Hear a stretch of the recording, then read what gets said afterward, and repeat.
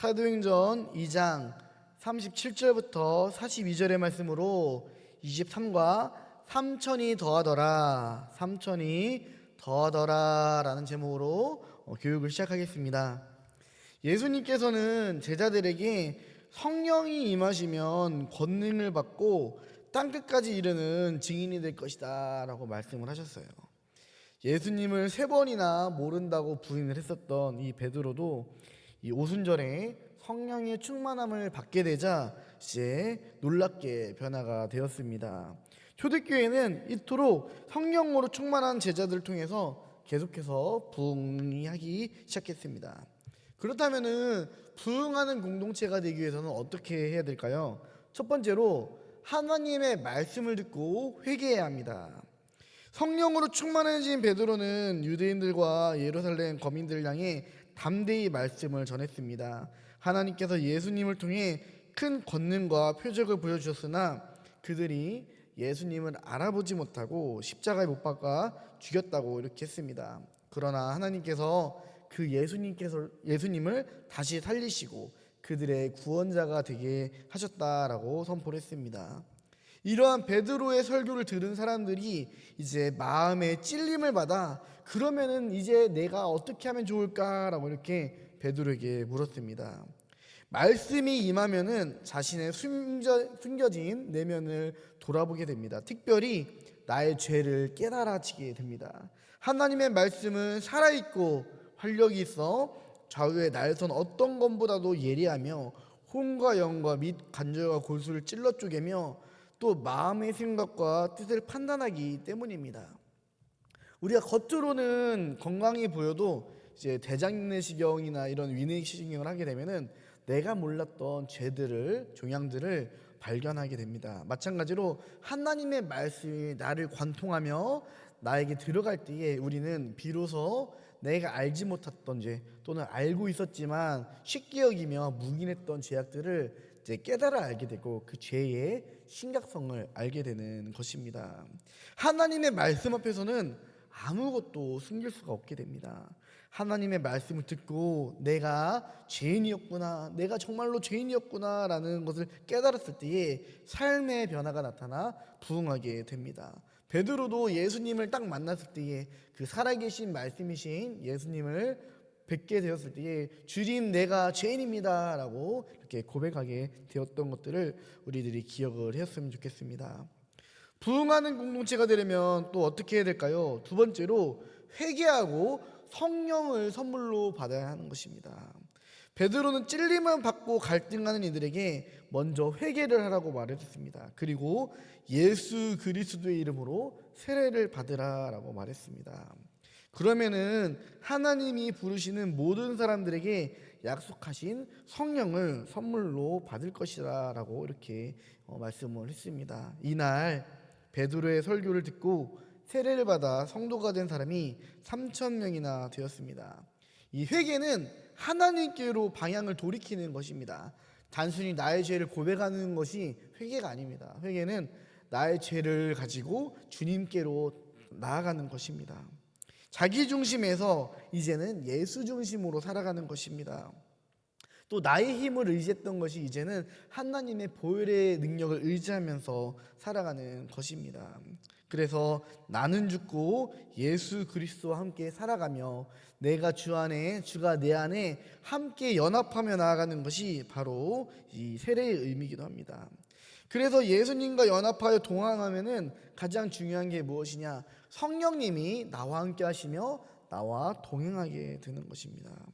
이 성령이 임하시면 놀라운 부흥의 역사가 일어납니다. 이렇듯 회개하고 성령을 선물로 받는 공동체가 하나님의 부흥을 경험하게 되는 것입니다. 그래서 회개 없이는 구원도 없고 회개를 해야만이 나의 죄를 주님 앞에 모두 주님 앞에 내어드릴 때에 이제 그 안에 비로소 하나님의 성령이 역사하게 되는 것입니다. 그리고 성령이 역사하게 되면은 그동안 내가 이기지 못했던 죄악도 이기게 됨을 믿으시기를 바랍니다.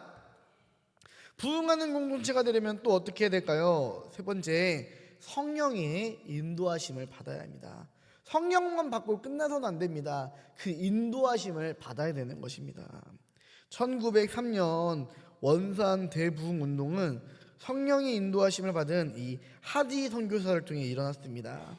성령으로 충만해진 그는 사람들 앞에서 자신의 실패와 또 오만, 교만을 회개하기 시작했습니다. 그리고 이후 원산에서 모이는 집회 때마다 이제 공개적인 회개와 간증의 역사들이 일어나고 그때 영적 대각성이 일어나기 시작했습니다. 이렇게 원산에서 타오르기 시작한 성령의 불길은 한반도 전체로 퍼져나가기 시작했습니다. 이러한 부흥운동을 경험한 한국 교인들은 죄를 회개하고 새로운 윤리의식으로 살아갔습니다. 그들이 회개한 제목에는 살인, 간음, 절도, 거짓말 등도 있었지만 이 기독교가 들어오기 전에는 죄로 여기지 않았던 이제 흡연, 또 이제 노비, 또 제사, 주술 등도 이렇게 포함이 되었습니다. 이 회개 운동을 통해서 정말 이 근대 사회 가운데서 이제 우리들이 알지 못하고 또 이제 신경 쓰지 못했던 이런 죄악들도 이제 그때 구별되며 이제 구분되기 시작하면서 우리나라의 사회를 이제 바꿔놓기 시작했습니다. 우리도 성령의 인도하심을 받아 부흥의 마중물이 되어야 줄을 믿습니다. 말씀을 듣고 진심으로 회개하는 모든 이들에게 성령이 임하셨습니다. 복음은 이러한 성령의 임재를 경험한 이들을 통해 계속 확장되어 나아갔습니다. 그래서 예수님께서도 제자들에게 가서 복음을 전하기 전에 제일 먼저 했던 것이 너희들 성령 받을 때까지 모여서 힘써 기도하라 라고 했었던 것입니다. 성령의 일은 내가 하는 것이 아니라 하나님의 일을 하는 것이기 때문입니다. 지금도 마찬가지입니다. 하나님의 말씀을 듣는 것에 우리가 늘 갈급함, 열심을 내고 매 순간 내게 들려주신 그 말씀이 다른 사람이 아니라 나를 향한 하나님의 말씀이다라는 것들을 우리들 늘 깨달으면서 그 말씀 앞에서 우리들이 날마다 또 중요한 것은 진실되게 회개를 하며 이러한 성령의 임재를 사모할 때에 우리 교회도 우리 공동체도 부흥하게 될 줄을 믿습니다. 하나님께 그런 우리를 통해서 하나님의 구원의 역사를 이루어 가시는 것입니다. 그래서 우리들이 작은 일 가운데서도 이제 순종하며 또 작은 것 하나하나도 우리가 회개하며 나아가기를 간절히 소망합니다. 우리 회개라는 것이 참 어려워요. 왜냐하면은 나의 부족함을, 나의 약함을 인정하게 되는 것이기 때문입니다. 근데 우리가 인정하는 그 모든 대상이 바로 사람이 아니라 하나님이다라는 것을 깨닫고 나의 약함 되실 때에 강함 되시는 우리 주님을 의지하면서 우리가 죄를 깨닫게 하러 가시는 그런 주님을 갈급하면서 말씀 앞에 나아가기를 간절히 소망합니다. 우리가 이렇게 주의 말씀을 사모하며 또 그 말씀 앞에 나아갈 때에 하나님께서는 우리의 회개를 통해서 다시 우리를 새롭게 하시고 우리를 하나님의 귀한 일꾼으로 삼아 주실 줄 믿습니다. 우리 묵상 질문 한번 보도록 하겠습니다. 나의 죄를 깨닫게 하신 말씀은 무엇입니까? 네. 하나님의 여러 가지 이런 말씀들이 있었죠.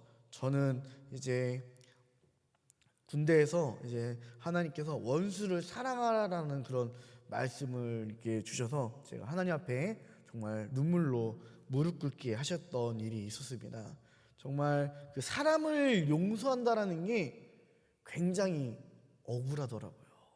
이게 내가 잘못한 게 아닌데 어느 날 갑자기 하나님이 이 기도하던 중에 네가 먼저 다가가서 용서해라라는 이런 감동을 주신데 막 너무 화가 나고 너무 억울하고 그래가지고 정말 하나님께 막 따지듯이 이렇게 기도를 했었던 적이 있습니다.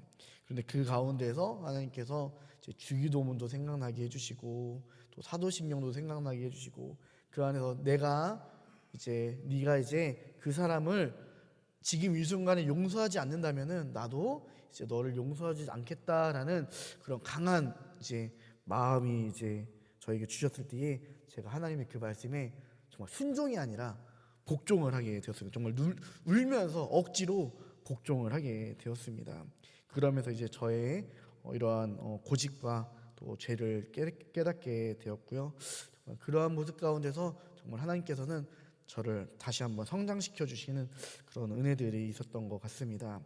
우리 속장님들, 인도자님들께서도 정말 나의 죄를 깨닫게 했었던 말씀들이 있다면은 이제 나눌 수 있는 말씀이면은 우리 속회원 가운데서 함께 나눴으면 좋겠습니다. 두 번째 질문, 말씀을 듣고 회개한 후 내 삶은 어떻게 변화되었습니까? 네, 사실 극적인 변화는 안 이루어지더라고요. 제가 저도 정말 열심히 회개했지만 사실 그때 잠깐이고 이제 다시 원상복구 되더라고요. 근데 그렇기 때문에 우리는 날마다 회개해야 되는 거예요. 날마다 우리는 진심으로 주님의 은혜를 갈급하면서 나아가는 거예요. 왜냐? 내가 내 마음대로 회개해서 구원받았으면은 이제 앞으로 내 입으로만 이렇게 하면 되거든요. 근데 내가 하려고 해도 그 한계가 있기 때문에 다시 무너지기 때문에 다시 원상상태로 돌아가기 때문에 우리는 다시 한번 하나님께 매달리고 하나님의 은혜를 갈급해야 될 줄을 믿습니다. 그래서 내가 한번 어떤 죄를 이겼다고, 내가 한번 어떠한 죄의 사슬을 끊었다고 우리들이 방심하거나 교만하는 것이 아니라 그럴 때일수록 이제 더 나 자신의 이런 관리들을 잘하면서 주님 앞에 더욱더 가까이 나아갈 수 있는 그런 삶이 되시기를 간절히 원합니다. 세 번째 질문, 성령의 인도하심으로 어떤 일을 행했습니까? 네, 아까 1번에서 제가 말씀했지만 정말 저는 억지로 복종하면서 이제 한 사람을 용서했습니다. 근데 그 사람이 그렇다고 해서 변화가 되진 않더라고요. 예, 그러나 이제 정말로 하나님의 말씀으로 순종했었던, 복종했었던 일이 있는데 우리 속장님들, 인도자님께서도 하나님께서 나에게 강하게 역사하실 때에 내가 그 성령의 인도하심으로 어떤 일을 순종하거나 복종했었던 일이 있다면은 그런 것들도 함께 나누어 보았으면 좋겠습니다. 삶에 적용하기, 교회 부흥을 위해 우리 속회가 할 수 있는 일이 무엇인지 나누고 실천해 봅시다. 네, 나 자신의 부족함을 깨닫고 내게 능력 주시는 주님을 의지하면서 우리들이 정말 작은 공동체에서부터, 가정에서부터, 속회에서부터, 또 내가 속한 어떤 선교에서부터 하나하나씩 주의 말씀으로 승리해 나갈 수 있는 그런 우리가 되기를 간절히 소망합니다. 기도하겠습니다. 주님, 우리는 너무도 연약합니다. 그래서 우리는 늘 분열하고 늘 넘어지고 무너지고 늘 흔들립니다. 그러나 주님께서 말씀하실 때에 부흥하는 공동체가 되기 위해서 주의 말씀을 먼저 듣고 또 회개하라고 말씀하시고 성령 받으라 말씀하시고 또 그 성령의 인도하심대로 순종하라고, 복종하라고 말씀하여 주십니다. 주님, 우리들이 먼저 주의 말씀을 듣기를 원합니다. 주의 말씀이 내게 들릴 때에 그 말씀을 의지하며 우리가 회개하기를 원합니다. 나의 더러운 죄, 내가 생각나지 않는 죄, 내가 쉽게 여겼던 죄까지도 주님께 자복하게 해주시고 우리를 구원하신 예수 그리스도의 보혈을 의지하며 그 모든 죄악들을 이겨내게 하여 주시옵소서. 작은 일에 순종할 수 있게 해주시고 성령의 일에 동참하여 늘 우리와 함께 해주시는 주님의 그 귀한 역사를 우리가 열어가게 하여 주시옵소서. 감사합니다. 우리로 하여금 내가 속한 가정이, 또 속회가, 또 선교회가 부흥되기를 원하오니 주님 나를 사용하여 주시옵소서. 예수님의 이름으로 감사하며 기도드립니다. 아멘. 감사합니다.